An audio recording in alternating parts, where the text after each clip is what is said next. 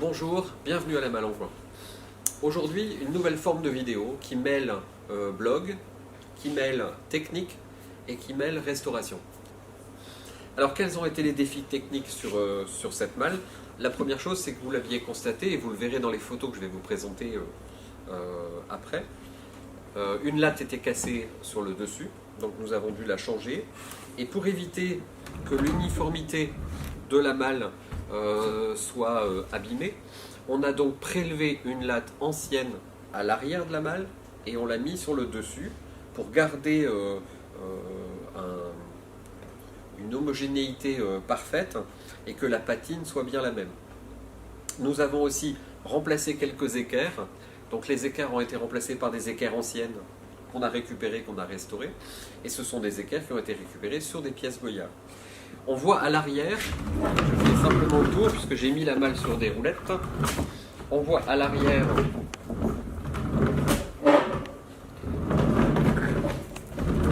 la latte changée.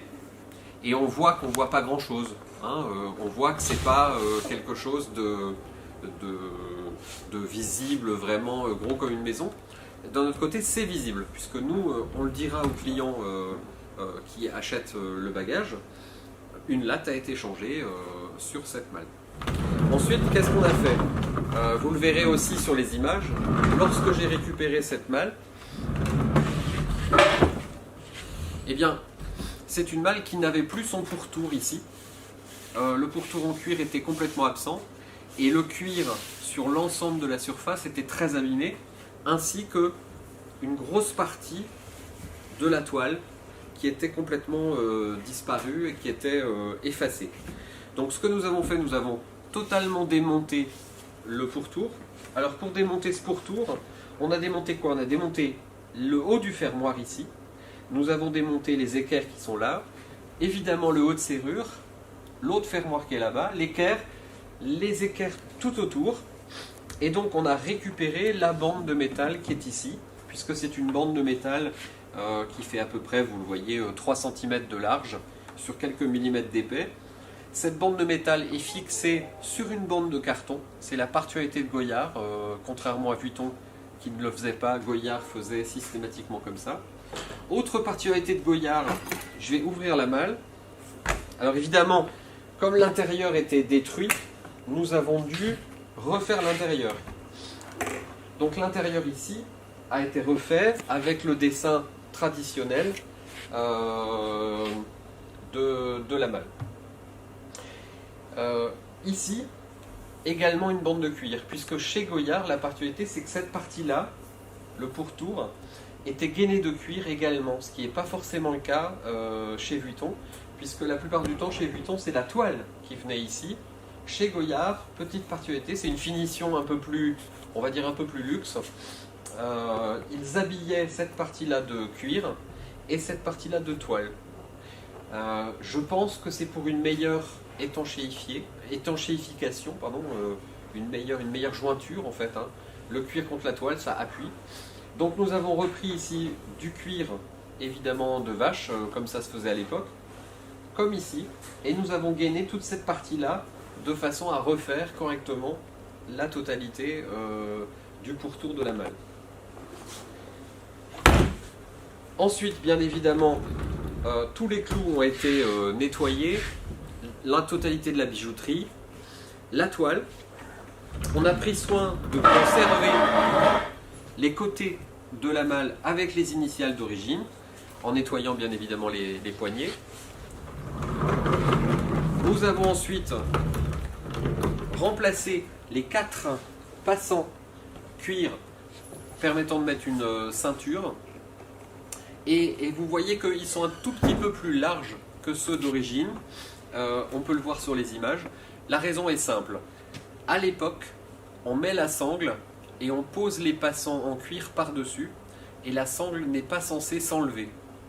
Moi, je veux que des clients éventuels qui voudraient avoir une sangle en cuir par-dessus puissent la mettre, l'enlever selon leur desiderata. Et donc, j'élargis un tout petit peu les passants. Alors, c'est 5 mm, même pas, c'est un tout petit peu plus large, de façon à être sûr que le client puisse faire ce qu'il veut. sachant qu'en règle générale, personne ne remet une sangle pour deux raisons. D'abord parce que la malle n'est pas amenée à revoyager, en règle générale elle est là pour décorer, et que cette sangle étant centrale, elle cache l'élément principal qu'est la serrure, et donc esthétiquement c'est relativement moins beau d'avoir cette ceinture qui vient ici, et qui va se mettre pile au milieu de la serrure.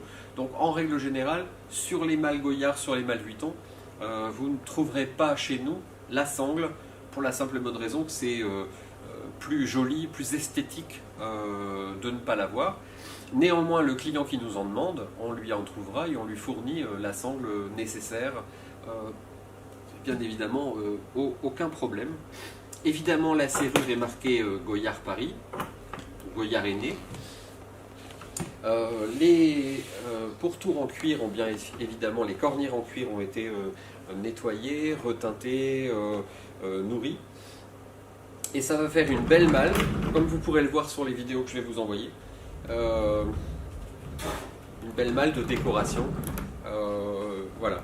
Alors en gros, le temps de travail, c'est à peu près, on va dire une vingtaine d'heures pour la nettoyer. À peu près 2 jours pour refaire le pourtour en cuir. Alors 2 jours pas forcément à temps plein, mais il faut un peu de temps quand même pour préparer le cuir. Le cuir a une épaisseur qui est quand même relativement forte, et ce cuir là il faut le parer. Donc ça, je fais le parage en sous-traitance puisque je n'ai pas de machine à parer. J'envoie des cuirs à l'avance être parés.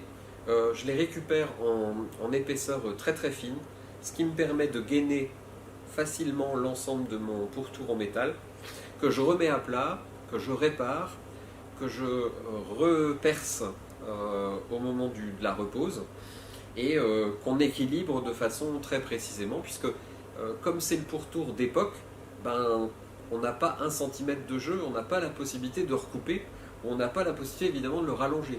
Donc il faut qu'on retrouve exactement les repères d'origine, que ce soit pour les équerres ou que ce soit pour le pourtour.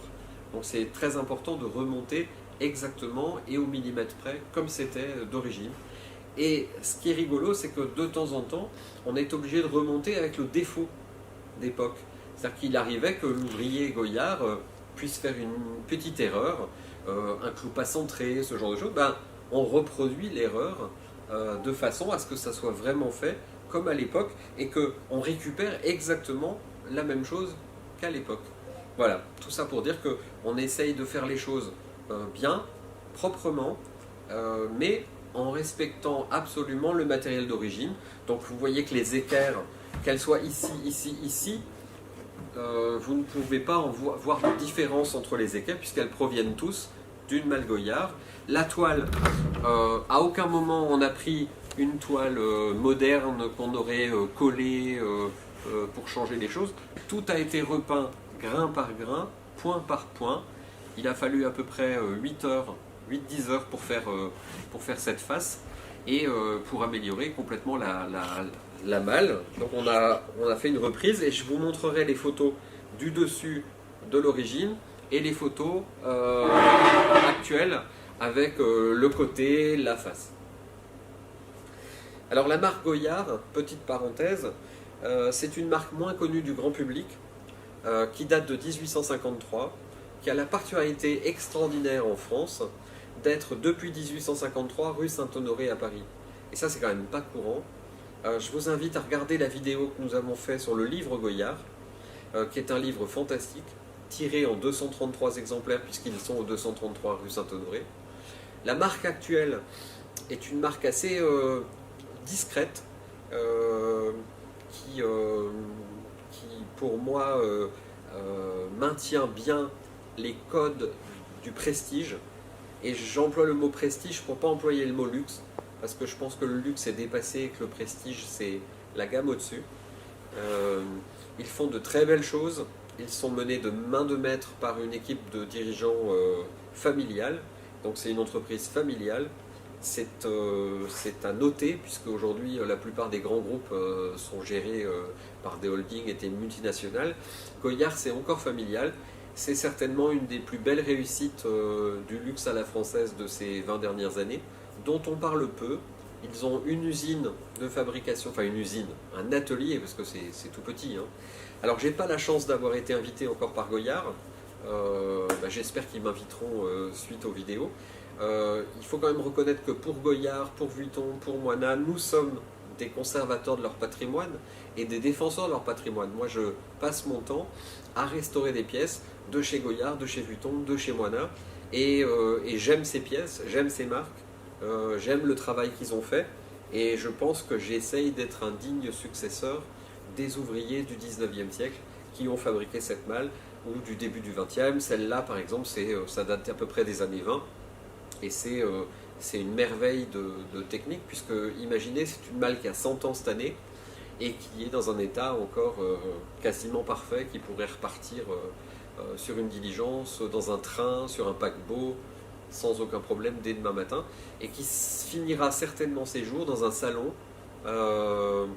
malheureusement la plupart du temps à l'étranger, puisqu'il y a peu aujourd'hui de clientèle française aujourd'hui, mais qui va décorer un intérieur, et qui sera là quand vous qui regardez la vidéo ou moi qui suis là, nous serons morts depuis longtemps, que la malle sera encore là.